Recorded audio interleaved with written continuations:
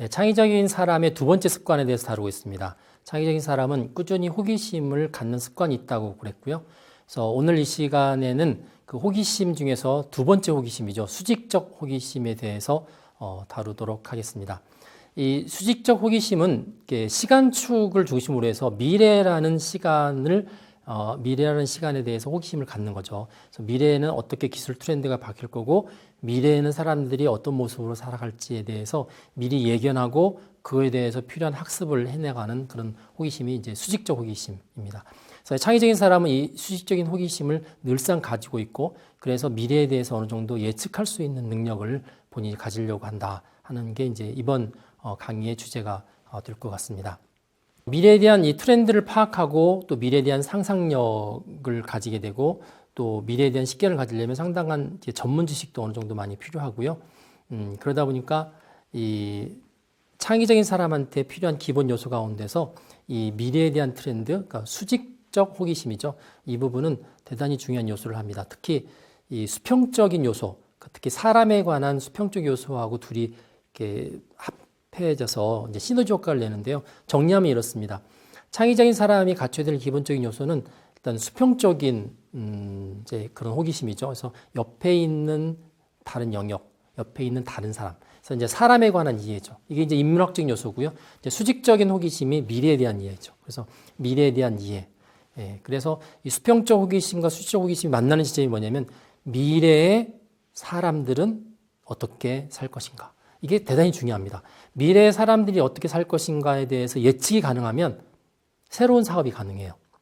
그 새로운 사업은 말 그대로 이제 대박이 나는 거죠. 자기가 하고 있는 사업이 역시 미래에 어떻게 될 것인가 예측이 가능하면 사업을 접을지, 사업을 확장시킬지, 사업을 개선해서 다른 형태로 바꿀지 결정할 수가 있는 거죠. 한 사례를 들어보겠습니다. 이 수직적 호기심, 미래에 대한 예측에 대해서 관심을 가지고 미리 이렇게 준비하는 케이스인데, 여러분들 그 에디슨 그러면 전구를 발명한 사람 이렇게 알려져 있죠. 그래서 토마스 에디슨 그러면 이렇게 전구가 일종의 아이콘처럼 나와 있는데, 엄밀히 따지면 토마스 에디슨은 전구를 최초로 발명한 사람이 아닙니다. 원래 전구를 발명한 사람은 따로 있었고요. 그 전구 안에 들어가 있는 필라멘트, 그 다음에 전구의 성능들을 개선하고 전구와 관련된 그 옆에 있는 전기 시스템을 만들었던 사람이 토마스 에디슨이죠. 세계 최초로 전구를 발명한 사람은 하인리 괴벨이라는 사람입니다. 이 사람이 1848년에 뉴욕으로 이주했던 한우바 출신의 정밀 기계공이었는데, 이 하인리 괴벨 같은 경우는 이제 말 그대로 전구를 발명했고, 여러분들이 뭐 검색해보면 세계 최초의 전구 그러면 괴벨의 전구가 나올 겁니다. 그런데 이 전구를 키려면 그 당시에 전기 시스템이 충분하지 않았기 때문에 배터리를 사용을 해야 됐고요. 그 당시에 배터리가 지금처럼 성능이 좋거나 안정된 게 아니라 성능이 불안정했기 때문에 배터리를 채택을 해서 전구를 밝힌다고 그럴 때는 전반적인 전구의 가치가 떨어지는 거죠. 그러니까 이 괴벨이죠. 괴벨의 딜레마라고 하는 게 이겁니다. 본인은 전구를 발명했는데 막상 쓰려고 하니까 전구를 가지고 이용할 수 있는 인프라가 안 돼 있는 거예요. 인프라가 안 돼 있으니까 발명을 한 전구가 빛을 못 보는 거죠. 근데 여기에서 토마스 에디슨의 수직적 호기심이 이제 발동을 합니다. 토마스 에디슨은 괴벨의 창의적 산물을 놓고 상상을 하기 시작했어요. 아, 이 전구를 쓰려면 어떻게 될까요? 전기가 필요하죠. 전기가 필요하고, 전기를 쓰려면 배선 시스템이 필요하고, 배선 시스템까지 저쪽 끝에는 발전기가 필요하고, 또 발전기와 배선 시스템 사이에 스위치가 필요하고, 안전장치가 필요하고, 전기를 얼마 썼는지 재는 계량기가 필요하고, 뭐 이런 상상을 하기 시작한 겁니다. 그렇게 상상을 하면서 진짜 전구를 전구로 쓰게끔 하려면 그러한 추가적인 것들이 발명되고 추가적인 것들이 마련돼야 된다는 것을 에디슨은 알기 시작했습니다. 이게 이제 수직적 호기심에 의한 시나리오입니다.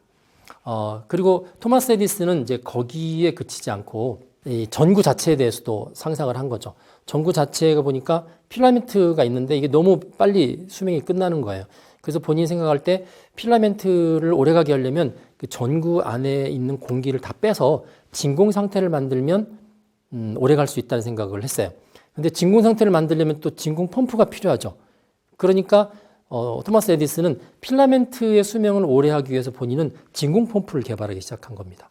그러니까 이 수직적인 호기심이 굉장히 강했던 사람이 토마스 에디슨입니다. 그래서 토마스 에디슨은 하나를 발명해도 그 발명품이 제대로 사람들한테 되기 위해서는 또 부차적으로 그 다음 단계 뭐가 필요하고 이거를 본인이 이 호기심을 가지고 계속적으로 상상을 하면서 만들어냈던 거고, 그게 전반적으로 에디슨 자체를 발명왕으로 만들었던 겁니다. 사실 우리가 토마스 에디슨 그러면 이 사람은 이제 기술자, 그러니까 기술적인 발명가라고 알고 있는데 사실은 그렇지 않고요. 경영도 굉장히 잘했습니다. 예를 들어서 전구를 개발한 다음에 그 전구를 잘 팔기 위해서는 마케팅을 해야 되죠. 마케팅을 하기 위해서는 투자도 하고 여러 가지 가격 정책도 세워야 되고 하는 그런 경영적인 요소도 같이 파악을 했습니다. 그래서 작은 데서 출발했지만 그거로 인해서 6개월, 1년, 2년, 3년, 그다음 10년 뒤에는 뭐가 필요하고 뭐가 생길 것인지를 에디슨은 상상을 하고 있었습니다. 그래서 그게 결국 에디슨을 발명왕으로 만들게 된 요인이다라는 거죠. 그래서 에디슨이 그런 상상 끝에 사람들한테 했었던 예언 같은 말이 하나 있어요. 무슨 이야기냐면 이제 전구를 발명하고 나서 전구를 개선해가지고 발표하고 나서 하는 이야기입니다. 나는 전기로 만든 빛을 누구나 저렴한 비용으로 사용할 수 있도록 만들 것이다. 그러면 아마도 촛불, 지금 쓰고 있는 촛불이죠. 촛불은 앞으로 돈 있는 사람만 쓰게 될 거다라고 예언을 했어요. 사실 그렇죠. 요즘 여러분들이 가보시면 알겠지만 초를 하나 사서 집에서 키려면 전기값보다 더 나갑니다. 촛불이 워낙 비싸서. 토마스 에디슨은 벌써 예측을 한 거죠. 내가 전기를 개발하고 그걸 통해서 전구를 쓰고 그렇게 돼서 저렴한 비용으로 보편화가 되면 그때는 촛불이 비싸질 거다. 돈 있는 사람이나 써서 쓰는 게 될 것이다. 라는 거죠. 그러니까 이게 상당한 이제 시나리오를 미리 상상을 해서 나왔던 결론이라는 거죠. 네, 수직적 호기심이 많았던 두 번째 사례가 있는데 바로 스티브 잡스입니다. 스티브 잡스가 사람들 앞에서 어떤 제품을 발표할 때 항상 특이한 것들을 많이 가지고 나왔죠. 이제 기록상 보면 2001년도에는 아이팟, MP3 아주 결정판이죠. 아이팟을 가지고 나왔고요.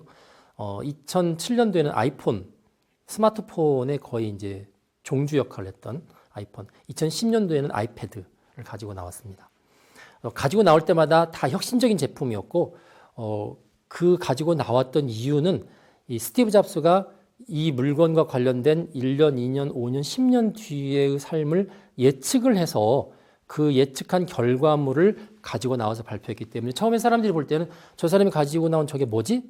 저게 뭐에 쓰는 물건일까? 이렇게 고민할 정도로 파격적이었죠. 하지만 이미 스티브 잡스는 수직적 호기심을 기반으로 한 미래 예측을 많이 해놓은 상태에서 이렇게 다뤘던 거죠. 예를 들면 아이폰에 대한 이야기를 하겠습니다. 이 스티브 잡스는 아이폰은 기본적으로 휴대폰이죠. 전화입니다. 전화. 가지고 다니는 전화기인데 이 가지고 다니는 전화기가 보급이 되고 사람들이 많이 사용하게 될 때 사람들이 1년, 2년, 3년, 5년 뒤에는 주로 이 전화기를 가지고 뭘 할까? 전화기에 대해서 어떤 일종의 요구 조건, 니즈가 있을까를 본인이 상상하기 시작했습니다. 그래서 본인이 아이폰을 만들 때의 디자인 철학이 바로 수직적 호기심에 의한 일종의 미래 예언에 대한 해답이 바로 아이폰의 디자인 철학입니다. 그래서 이 아이폰의 기본적인 거는 전화기라는 게 복잡하잖아요. 뭐 여러 가지 단추도 있지만 거기다가 더 기능을 강화시킨 휴대폰은 더 복잡할 수밖에 없는데 기본적인 게 단순입니다. 단순.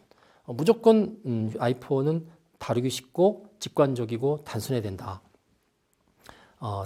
버튼 하나의 터치 마우스를 가지고 있고요. 어떤 메뉴를 들어가든지 많아야 터치를 3번, 1번, 2번, 3번이면 모든 메뉴를 다 들어갈 수 있도록 디자인해야 된다. 이게 이제 아이폰의 기본 철학이죠. 그다음에 기계가 가지고 있는 거가 주는 느낌이 딱딱하잖아요. 그래서 이 스티브 잡스는 아이폰 항상 부드러운 이미지의 육안을 가지도록 되어 있습니다. 그래서 모서리를 곡면 처리를 했죠. 이 곡면 처리한 것 때문에 사실 삼성하고 디자인 특허 시비가 붙었던 부분이기도 한데 기계에 대한 사람들의 거부감을 최소화하기 위해서 또 그렇게 처리를 했습니다. 그리고 핸드폰은 기본적으로 전화기죠. 전화기인데 뭐 다른 기능들을 많이 넣을 수 있지만 그래도 얘는 여전히 사람들이 다니면서 한 손으로 다룰 수 있도록 그게 이제 단순화와 간편 연관된 거라서 한 손으로 커버할 수 있도록 화면의 폭이 그 정도 사이즈가 돼야 된다. 이런 디자인 철학들을 가지고 있었는데 사실 그런 수요를 옆에 있는 소비자들이 스티브 잡스한테 줬던 게 아닙니다. 왜냐하면 휴대폰 그 당시 아이폰이 나와 있던 게 아니죠. 나와 있던 게 아닌데도 불구하고 스티브 잡스는 계속 상상을 한 거죠. 이게 나오게 되면 사람들이 이렇게 쓸 거고 그럴 경우에 어떤 문제가 생길 건데 그러면 처음부터 이렇게 해야 되지. 이렇게 수직적인 호기심에 의해서 상상을 했고 그 상상한 결과를 현재의 아이폰에다가 집약을 시킨 겁니다. 그래서 이렇게까지 표현을 해요. 심지어 소비자들은 자기들의 필요가 뭔지 깨닫지도 못했을 때 스티브 잡스는 이미 그걸 깨닫고 아이폰을 만들었다. 그래서 아이폰이 사람들한테 그렇게 인기가 있고 창의적인 제품이라고 이야기하는 이유가 그렇다라는 거죠. 그래서 이 스티브 잡스가 했었던 이야기 가운데서 그런 이야기 있습니다. 디자인에 관한 이야기인데 디자인은 어떻게 기능하냐 하는 문제다. 그러니까 디자인과 그게 작동하는 기능은 서로 연관이 있지 디자인 따로 기능 따로 할 수 없다라는 아주 유명한 말을 하는데 결국은 사용자들이 아이폰을 가지고 어떤 일을 할 것인지를 상상을 하고 그 상상한 거가 디자인에 그대로 묻어나도록 했었던 거라는 이제 말이 되는 거죠. 그래서 처음에 보시면 이제 아이폰은 주로 액체 컨셉, 약간 투명한 물질, 이렇게 가벼운 느낌, 뭐 그런 아이콘들을 주로 이렇게 배치를 했던 거가 있는데 그것도 역시 기능과 연관된 디자인이라고 볼 수가 있습니다. 자, 2010년도에 아이패드를 가지고 나왔습니다. 이 아이패드를 가지고 나왔을 때 아이패드 같이 이런 태블릿 PC가 그 당시에 처음이 아니었죠. 이미 이전에 있었습니다. 이미 이전에 있었는데 실패한 케이스였었거든요. 근데 다시 그런 태블릿 PC 같은 걸 가지고 나왔죠. 그러면서 이 스티브 잡스가 이야기했던 부분들은 클라우드였습니다. 클라우드. 앞으로 세상이 점점 클라우드 기반의 IT 세상으로 바뀔 거다. 그렇기 때문에 사람들이 지금 자기 집과 자기 사무실과 자기 옆에 하드디스크라든지 뭐 덩치 큰 PC들을 막 같이 옆에 가지고 있는데 이제 그것들이 점점 사라질 거다. 네트워크 저편으로 모든 컴퓨팅 자원들이 다 사라지고 나는 그 네트워크에 접근할 수 있는 아주 얇은 컴퓨터, 보통 thin 컴퓨터라고 하는데 얇은 컴퓨터 하나만 있어도 모든 사물을 다 할 수 있다. 이게 이제 아이패드였죠. 사람들이 아이패드가 나왔을 때 왜 저 사람이 아이패드를 가지고 나왔지? 이렇게 막 상상을 못할 정도로 너무 파격적인 제품이었는데 이제 스티브 잡스 이야기를 듣는 순간 스티브 잡스는 벌써 5년, 10년 뒤에 어떤 모습일지를 본인이 상상을 했고 그 상상의 결정체를 벌써 아이패드를 통해서 만들었구나 하는 것을 이렇게 느낄 수가 있었습니다. 결국 이제 시간을 넘나드는 상상, 이게 이제 수직적 호기심이죠. 자, 여러분들 생각이 어떻습니까? 지금 쓰고 있는 스마트폰 아주 좋은 최신 기종을 가지고 만약에 한 3년 뒤로 타임머신을 타고 뒤로 갔어요. 뒤로 가서 3년 뒤쯤 가서 지금의 최신 휴대폰을 내놓으면 반응이 어떨까요?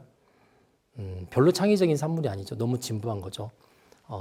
그렇기 때문에 이제 반대로 생각하면 우리가 현재의 시점에서 앞으로 2년, 3년, 4년 뒤에는 뭐가 나올지 미리 상상을 많이 해놓으면 지금 그걸 현재 시점에서 끄집어내면 지금 시점에서는 굉장히 창의적인 산물이 되는 거죠. 이게 이제 수직적인 호기심에 대한 이제 그 산물이다라고 볼 수가 있는 겁니다. 그래서 이 수직적 호기심을 넓히기 위해서는 뭐 몇 가지가 있지만 이제 첫 번째는 미래 기술이 어떻게 바뀌는지 트렌드, 그다음 미래 사회가 어떻게 바뀌는지 트렌드에 대해서 관심을 가지고 또 정보를 자꾸 얻어야 됩니다. 그리고 그걸 본인이 할 수 있으면 소화를 해내는 거죠.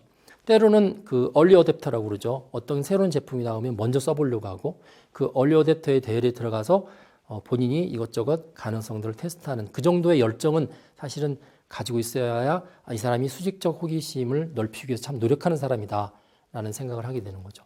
보통 빙산을 보면 빙산은 한 90%가 물 밑에 있고 10%가 위에 이렇게 떠 있죠. 그래서 현재라는 부분들은 이렇게 빙산의 10%에 해당되는 거고 여기에서 이제 수직적 상상, 수직적 호기심을 발동을 하게 되면 물 밑에 있는 90%의 모습들을 유출을 할 수 있게 됩니다. 그래서 미래에 대한 상상의 시간을 자주 갖고 미래에 내가 어떤 다른 사람, 특히 소비자나 어떤 상대편의 입장과 처지에 한번 처해보는 거죠. 보통 역지사지라고 하는데 스티브 잡스가 제일 많이 했던 부분이 바로 그런 부분입니다. 미래의 시간의 소비자가 되는 거죠. 그러면 현재 뭐가 필요한지를 알 수가 있는 겁니다. 그리고 이제 더불어서 이 신기술 용어, 새로 나오는 용어들을 자꾸 찾아서 조사하고 어떤 개념인지 알고 하는 게 대단히 중요합니다. 왜냐하면 새로운 용어들을 이해 못하면 대화라는 게 용어의 교류에서부터 시작이 되는데, 그래서 이 수직적인 호기심은 신기술 용어에 대한 호기심부터 또 출발한다라고 이야기할 수가 있습니다.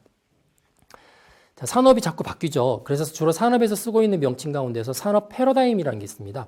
보통 패러다임이라고 하면은 어떤 시대를 살아가는 사람들이 공통적으로 가지고 있는 생각을 패러다임이라고 하고요. 산업 패러다임이라고 하면 보통 그 시대의 산업체에서 그 산업들이 살아남기 위해서 굉장히 중요하게 생각하는 핵심 가치, 그걸 산업 패러다임이라고 합니다. 과거의 산업 패러다임은 현상 유지, 원가 절감 뭐 이런 게 중요한 가치였는데, 이제 지금은 그렇지 않죠. 지금의 산업 패러다임은 요즘에 많이 뜨는 그 기본적인 핵심 가치는 스마트죠. 스마트. 그 다음에 안전, 그 다음에 환경, 요즘은 인공지능, 이런 것들이 이제 새로운 산업 패러다임으로 부각을 하고 있습니다. 그렇기 때문에 여러분들이 이 시점에서 수직적 호기심을 가지고 미래를 바라본다라고 이야기했을 때는 지금 말했던 스마트, 그다음에 안전, 인공지능, 뭐 이런 그런 개념들을 가지고 내가 지금 창의적인 활동을 하고 싶어하는 쪽에다가 그걸 중요한 가치로 두고 계획을 세워야 됩니다. 내가 하고 있는 일이 스마트와 연결되면 어떻게 될까? 내가 하고 있는 일이 인공지능과 연결되면 어떻게 될까? 그렇게 상상을 한번 해보는 거죠. 자, 인공지능 이야기가 나왔는데 제가 잠깐 말씀을 드리면, 원래 인공지능과 연관돼서 중요한 영어 단어 하나가 deep입니다. deep, D-E-E-P, 깊다라는 뜻이죠. 그 바둑 세계 챔피언이었던 한국의 이세돌이나 중국의 커제를 이렇게 물리쳤던 구글의 인공지능이 알파고죠. 알파고를 원래 개발했던 회사는 구글이 아니고 딥마인드라는 회사입니다. 깊은 마음, 뭐 이런 거죠. 심층 마음. 그리고 이 알파고가 바둑을 배우는데 사용했던 학습 기법이 딥러닝이라고 되어 있죠. 기계학습 가운데서 딥러닝이라고 되어 있습니다. 이 알파고보다 한 20년 전에 비슷한 일이 있었습니다. 그 전 세계 체스 챔피언이 이 러시아 사람인데, 갈리 카스펠로프라는 사람인데, 이 갈리 카스펠로프를 물리쳤던 컴퓨터가 딥블루였습니다. 딥블루. 딥블루에 의해서 체스 챔피언이 졌죠. 그 이후에 전 세계 체스 산업이 다 사형길로 접어들어갔습니다. 최근에 구글이 고흐라든지 유명한 미술가의 그 화풍을 인공지능으로 학습을 한 다음에 사용자들한테 어떤 사진을 이렇게 받은 다음에요, 그 사진을 다시 그 고흐의 풍으로 다시 그려냅니다. 저도 이거 시스템에서 해봤는데 제 사진을 고흐가 그려진 모습으로 탁탁탁 그려주는데, 이 인공지능 이름이 딥 드림 제너레이터입니다. 이 딥이란 말을 많이 쓰죠. IT 기술이 지금 나온 지가 한 60년밖에 되지 않았는데 그 능력들이 점점 깊어지는 거죠. 딥 이렇게 깊어지는 거죠. 그래서 이걸 요즘 이제 혁명이라고 부릅니다. 그래서 주로 이 스마트, 인공지능, 이런 정보 기술에 점점 심층화되는 것들을 통칭해서 보통 4차 산업혁명이라고 이야기를 하고 있습니다. 이제 여러분들이 앞으로 이제 본격적으로 활동할 때 인공지능이 새로운 플랫폼으로 등장을 할 거예요. 이 인공지능에 관한 수직적인 호기심을 가질 필요가 있는 것 같아요. 그래서 앞으로 이 인공지능이 플랫폼이 됩니다. 플랫폼이라는 것은 사람들이 모이는 장소죠. 예를 들면 우리가 카톡, 페이스북, 이런 것들은 사람들이 사이버상에서 다 모이는 장소입니다. 그렇기 때문에 그 플랫폼 안에서는 장사를 해도 되고, 뭐 오락을 해도 되고, 많은 것들을 하는 거죠. 그래서 앞으로 사람들이 모일 플랫폼은 바로 인공지능이고, 그래서 IBM의 왓슨이라든지 구글의 알파고가 그런 플랫폼 싸움을 하고 있는 거죠. 문제는 이 플랫폼이 이제 어느 정도 형성된 다음에 이 플랫폼 때문에, 인공지능 때문에 상당히 많은 사람들의 전문적인 그 직업이죠. 전문적인 지식과 전문적인 직업들이 인공지능으로 대체되는 현상이 벌어진다고 보는 게 거의 명확한 미래에 대한 예견입니다. 보통 4차 산업혁명이라는 개념은 사실 2016년도에 그 다보스 포럼에서 사용됐던 용어긴 한데요.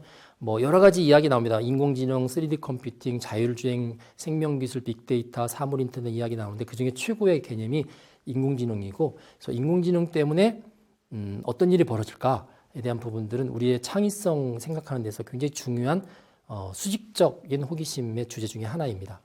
2005년도에 그 구글의 기술이사였던 레이 커즈와이라는 사람이 책을 하나 썼어요. 특이점이 온다. 싱귤레러티를 특이점이라고 하는데, 이 특이점이라는 게 뭐냐면 원래 천문학에서 나왔던 용어인데, 블랙홀 아시죠? 이 블랙홀 같은 경우는 이 부피가 0인데 중력이 무한대입니다. 그러다 보니까 모든 걸 다 흡수를 하죠. 그래서 이 블랙홀에서는 기존의 인과관계 기반의 어떤 기술이 전혀 보장되거나 통하지 않습니다. 그걸 이제 특이점이라고 그러는데, 이 인공지능도 사실은 사람이 개발한 소프트웨어죠. 하지만 걔가 어느 순간에가 되면 점점 더 지능화되어서 사람의 컨트롤을 벗어나고 사람 어떤 그 기술이 그대로 그 안에 보장되는 게 아니라 자기 스스로 발전해 나가는 시점이 올 건데, 그걸 특이점이라고 그럽니다.